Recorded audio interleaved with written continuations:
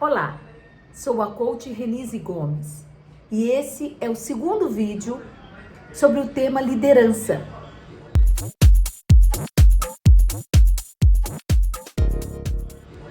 No primeiro vídeo eu estava dizendo que a liderança ela tem centenas de definições porque ela vai depender de vários fatores. Então, conforme essa maneira de olhar, a gente vai pensar a liderança a partir de duas dimensões principais.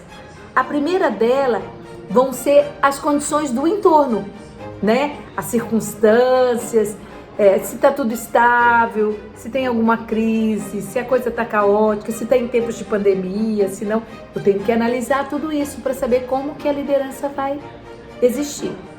E a segunda é a extensão, o nível de prática da liderança, se ela é uma micro, que vai se resumir a um processo, ou se ela é macro, se ela vai implicar em empoderamento, em ter uma autonomia maior.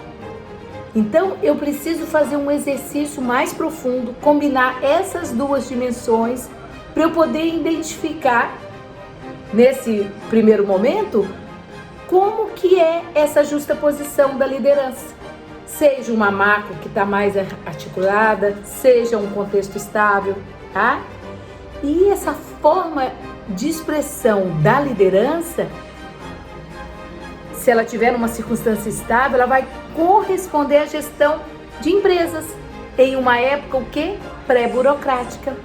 As organizações, elas se caracterizavam porque elas eram pequenas, elas eram familiares e até pela estabilidade dela e do entorno.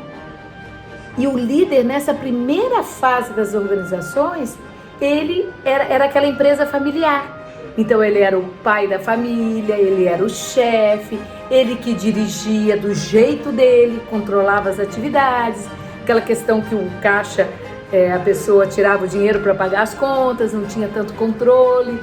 Então, é tido como aquele que vai ter, o chefe, uma compreensão maior, né, da empresa. Ele vai tocá-la do jeito dele, do jeito que ele entende, ou do jeito que ele aprendeu com os pais, né?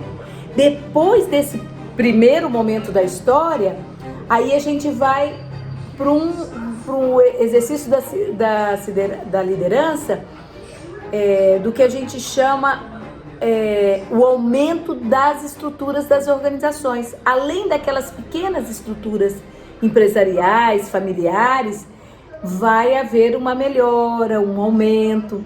Então, eu preciso, enquanto líder, acompanhar, né? Eu preciso ter o controle maior em relação a esses processos, às práticas, ao contexto da sociedade como um todo, né?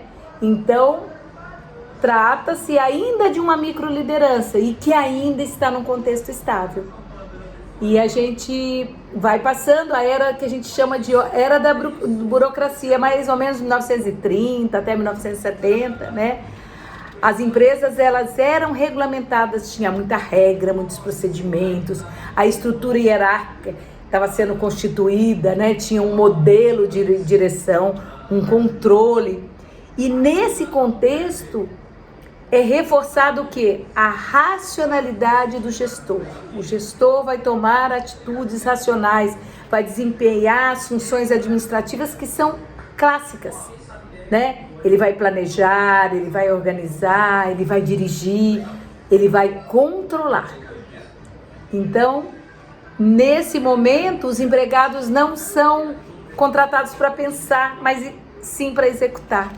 Né? Triste, né? Ainda bem que isso passou logo, porque antes era o que o gestor mandava e as pessoas faziam, né?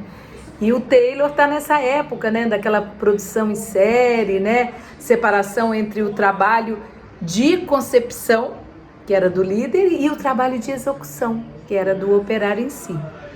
E essas características pessoais, os traços da personalidade, elas distinguiam os líderes e os seguidores. Então, encerramos esse segundo vídeo, vamos para o terceiro momento e o terceiro vídeo.